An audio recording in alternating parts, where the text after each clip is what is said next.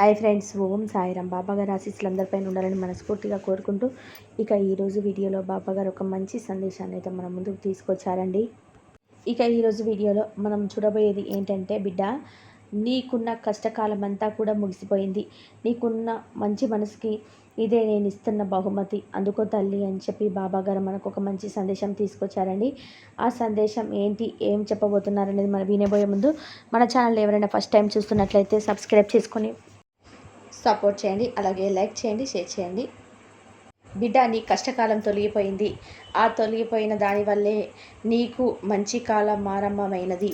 నీకున్న మంచి మనసుకి, కల్లా కపటం లేని మనసుకి నీకు అంతా మంచి జరుగుతుంది. నీకు ఇంతకాలం కష్టం వచ్చింది, ఆ కష్టం ఎందుకు వచ్చింది అని చెప్పి నువ్వు అనుకుంటూ ఉన్నావు కదా. కష్టం అనేది, సుఖం అనేది మారి వస్తూ ఉంటాయి. కష్టమే శాశ్వతం కాదు, అలాగే సుఖమే శాశ్వతం కాదు. సుఖం కష్టం సమపాలలో అనుభవిస్తేనే అది జీవితం అవుతుంది. ఆ జీవితాన్ని ప్రతి ఒక్కరు కూడా తప్పకుండా ఎదుర్కోవాల్సిందే. కష్టాన్నైనా సరే, సుఖాన్నైనా సరే. సుఖం వచ్చినప్పుడు ఇది శాశ్వతం కాదు అని గుర్తుంచుకోవాలి. అలాగే కష్టం వచ్చినప్పుడు దాన్ని ఎలా ఎదుర్కోవాలి, దాని నుంచి ఎలా బయటపడాలి అని చెప్పి చూసుకోవాలి. కానీ నీ మనసుని కృంగతీసుకోవద్దు బిడ్డ. ఎప్పుడు కూడా నువ్వు కష్టపడితేనే దానికి ఫలితం అనేది వస్తుంది. నువ్వు బాగా బతకాలి అన్న నీ ప్రయత్నం అనేది 100% అందులో ఉండాలి. ఎవరైనా సరే కష్టపడందే విజయం రాదు. కష్టపడకుండా వచ్చే విజయం శాశ్వతం కూడా కాదు. ఎవరైనా సరే కష్టపడకుండా ఎదిగిన వాళ్ళని చూసావా? మంచి స్థానంలో చేరుకున్న వాళ్ళు ఎందరో, వాళ్ళందరూ కూడా వాళ్ళ జీవితంలో ఎన్నో కష్టాలు ఒడిదుడుకులు దాటి వచ్చిన వాళ్ళే. వాళ్ళు కూడా మంచి చెడులను చూసిన వాళ్ళే.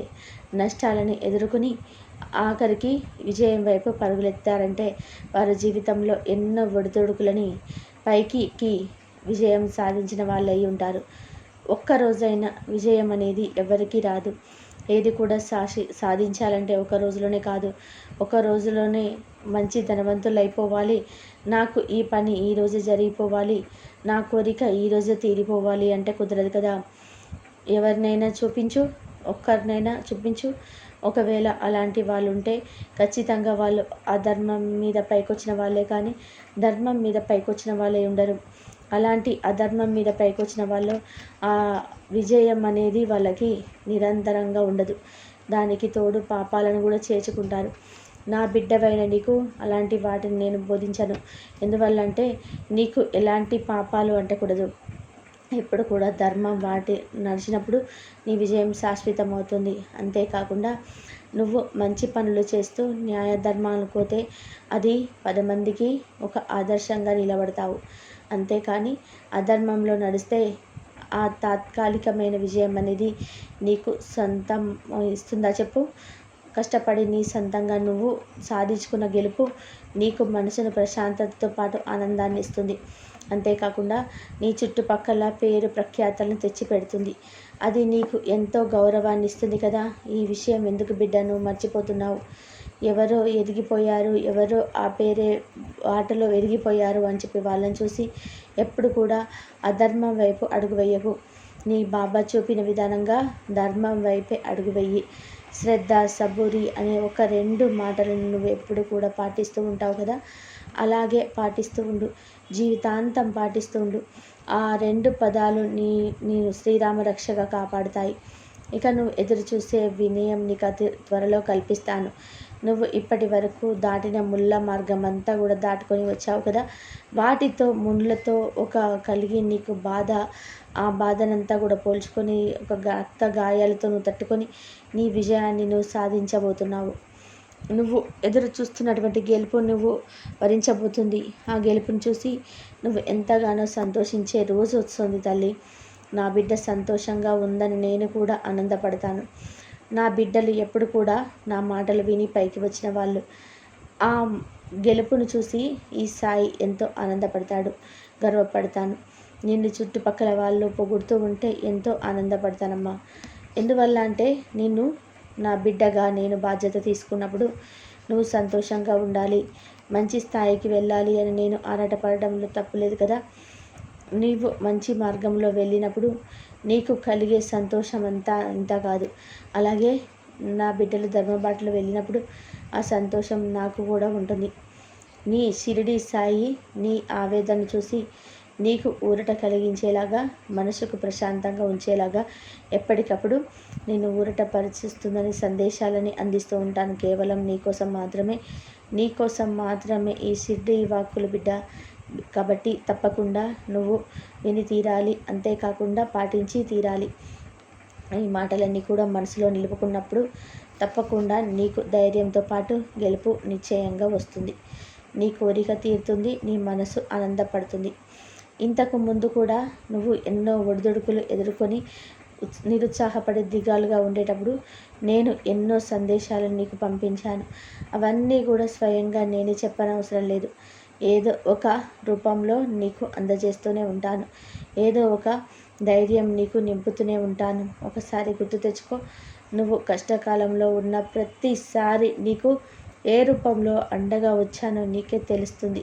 తప్పకుండా అప్పుడు నేనే గుర్తొస్తాను. ఒకసారి కళ్ళు మూసుకొని ప్రశాంతంగా నువ్వు ఆలోచించావంటే ఆ రూపంలో నా బాబానే కదా వచ్చింది అని చెప్పి తప్పకుండా నీకు గుర్తిస్తావు కదా తల్లి.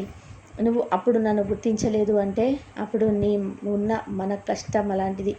నీ మనసు నిండా దిగులు, నీ కంటి నిండా కన్నీటి ఆ మసకలో నేను కనిపించకుండా ఉన్నాను. మనసు ఇప్పుడు ప్రశాంతంగా తేలిపడినప్పుడే నేను కనిపించగలుగుతాను. అందువల్లే ఒకసారి ఆలోచించుకో. నీ సాయి ఏ రూపంలోనైనా సరే వచ్చి నీకు ఆరుదలగా ఉంటాడని నమ్మకం నీకు ఉంటుంది. ఎందుకు ఇంత ఉద్దిగా చెప్తున్నాను అంటే ఇక రాబోయే కాలంలో కూడా నువ్వు దిగాలు అనేది పడకూడదు. ఎప్పుడు కూడా నువ్వు కుంగిపోకూడదు. ప్రతి దానిని ధైర్యంగా ఎదుర్కోవడానికి నీ వంతు పోరాటం చేయాలి. నా సాయి నాకు అండగా ఉన్నాడు కదా, నేనెందుకు దిగాలుగా ఉండాలి, నేనెందుకు కుంగిపోవాలి, నాకు నా బాబా అండ ఉంది అని నువ్వు ధైర్యంగా ముందడుగు వేయాలి. ప్రతి దానిని ఎదుర్కొని విజయమే నా సొత్తు అనే విధానంగా నువ్వు పోరాడాలి. అప్పుడు నీకు గెలుపే కాదు, ఈ ప్రపంచమే నీకు దాసోహం అవుతుంది. ప్రతి ఒక్కటి నిన్ను చేరుతుంది. నీకు గెలుపు మాత్రమే కాకుండా సంతోషం నిండి నీ దోసిట్లో ఉంటుంది. ఇది అక్షరాల నిజం తల్లి. ఈ మాటలన్నీ కూడా నువ్వు గుర్తించుకున్నప్పుడు నీకు ఎనలేని ధైర్యం వస్తుంది. తర్వాత ఇవన్నీ నువ్వు మర్చిపోతున్నావు. ఇక నుంచి అలా కాదు. ఈ మాటలు నీ మనసులో కాదు, నీ మెదడులో పాతుకుపోవాలి. ఆ మాటల ప్రతిసారి నీకు గుర్తుకు రావాలి.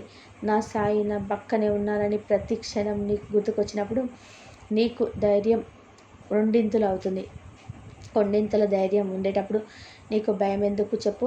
ప్రతిసారి నీ సాయి అండగా ఉండగా నీకు భయం ఎందుకు బిడ్డ? ఇప్పుడు చెబుతున్నాను విను. నీ కష్టకాలం తీరిపోయింది. ఇక రాబోయే ఆనందకాలాన్ని ఆస్వాదించు తల్లి. నీ సాయి మీద ఉన్నాడు కదా. సర్వేజన సుఖినో భవంతు. జయ సాయిరామ్. అందరూ బాగుండాలి, అందరిలో మనం ఉండాలి. ఓం సాయిరామ్. శ్రద్ధ సబ్బురి బాబాగారి ఆశీస్సులు అందరిపైన ఉండాలని మనస్ఫూర్తిగా కోరుకుంటూ మరొక మంచి వీడియోతో మళ్ళీ కలుద్దాం. బాబాగారి ఆశీస్సులు ఎప్పుడు అందరిపైన ఉండాలని మనసారా కోరుకుంటున్నాను. ఓం సాయిరామ్. శ్రద్ధ సబ్బురి. ఓం సాయిరామ్.